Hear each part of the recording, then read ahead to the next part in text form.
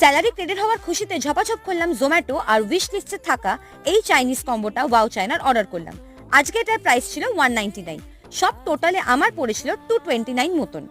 আজকে এর সাথে ছিল আরো অনেক কিছু অ্যাড অপশনস, বাট আমি আর কিছু অ্যাড করিনি।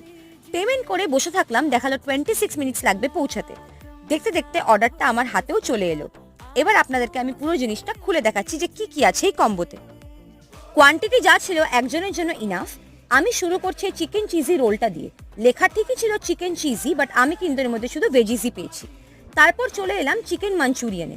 এখানে 3 পিস চিকেন ছিল আর ছিল গ্রেভি। সাথে ছিল হানি চিলি পটেটো, এটা খেতে বেশ ভালো ছিল।